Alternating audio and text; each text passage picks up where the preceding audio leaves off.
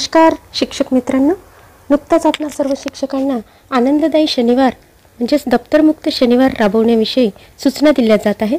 या संबंधीचा दिनांक 14 मार्च 2024चा एक शासन निर्णय निघालेला होता। या शासन निर्णयामध्ये या उपक्रमाचा उद्देश काय, या उपक्रमामध्ये कोणत्या कृती राबवायच्या आहेत, या संबंधीची संपूर्ण माहिती दिलेली आहे। ती आज आपणास या व्हिडिओच्या माध्यमातून मी आपणास देत आहे। शासन निर्णय आहे महाराष्ट्र शासन शालेय शिक्षण व क्रीडा विभाग शासन परिपत्रक क्रमांक संकीर्ण 2024 प्र 126/SD 4। या शासन निर्णयामध्ये बघा प्रस्तावना दिलेली आहे। तर्कसंगत विचार आणि कार्य करण्यासाठी सक्षम असणाऱ्या तसेच करुणा, सहानुभूती, साहस, लवचिकता, वैज्ञानिक चिंतन, रचनात्मक कल्पनाशक्ती, नैतिक मूल्य असणाऱ्या उत्तम मनुष्यत्वाचा विकास हा नवीन राष्ट्रीय शैक्षणिक धोरणाचा महत्त्वाचा उद्देश आहे। सध्याच्या काळात लहान वयातही विद्यार्थ्यांना ताणतणाव, उदासीनता, नैराश्य या मानसिक विकारांना सामोरे जावे लागत आहे। या सर्व पार्श्वभूमीवर शालेय जीवनात आनंददायी कृती करण्याची गरज प्रकर्षाने जाणवते। या अनुषंगाने आनंददायी शनिवार हा उपक्रम राज्य मंडळाच्या सर्व शाळांमध्ये इयत्ता 1 ते 8वी या इयत्तांसाठी राबवल्यास विद्यार्थ्यांची शिक्षणाची अभिरुची वाढीस लागेल। त्याचा निश्चितच विद्यार्थ्याच्या गुणवत्तेवर चांगला परिणाम होईल।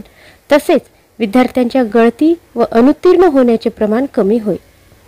विद्यार्थ्याचे मानसिक स्वास्थ्य जपले जाऊन त्यांचे उत्तम अध्ययन व्हावे या हेतूने राज्य मंडळाच्या सर्व शाळांमध्ये इयत्ता 1 ते 8वीच्या विद्यार्थ्यांसाठी आनंददायी शनिवार हा उपक्रम राबवण्याची बाब शासनाच्या विचाराधीन होती।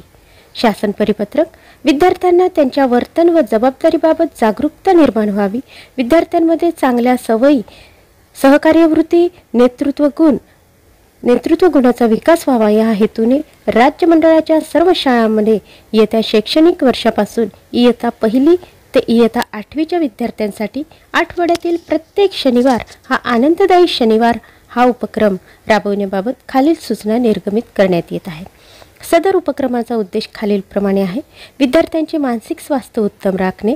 नंबर 2 विद्यार्थ्यांमध्ये सामाजिक भावनिक कौशल्य विकसित करणे। नंबर 3 शालेय स्तरावर ताणतणावाचे व्यवस्थापन करण्यासाठी विद्यार्थ्यांना सक्षम बनवणे। नंबर 4 विद्यार्थ्यांमध्ये संभाषण कौशल्य विकसित करणे। नंबर 5 विद्यार्थ्यांमध्ये आत्मविश्वास व नैराश्यावर मात करण्याची क्षमता निर्माण करणे। नंबर 6 विद्यार्थ्यांची शिकण्याची तयारी खेडीमेडीच्या वातावरणातून करणे। आनंददायी शनिवार या उपक्रमामध्ये खालील कृतीचा समावेश असेल। नंबर 1 प्राणायाम, योग, ध्यानधारणा, श्वसनाची तंत्रे। नंबर 2 आपत्ती व्यवस्थापनातील मूलतत्वे व व्यावहारिक प्रशिक्षण। नंबर 3 दैनंदिन जीवनातील वित्तीय व्यवस्थापन। नंबर 4 स्वतःच्या आरोग्याची रक्षण करण्यासाठी उपाययोजना। नंबर 5 रस्ते सुरक्षा।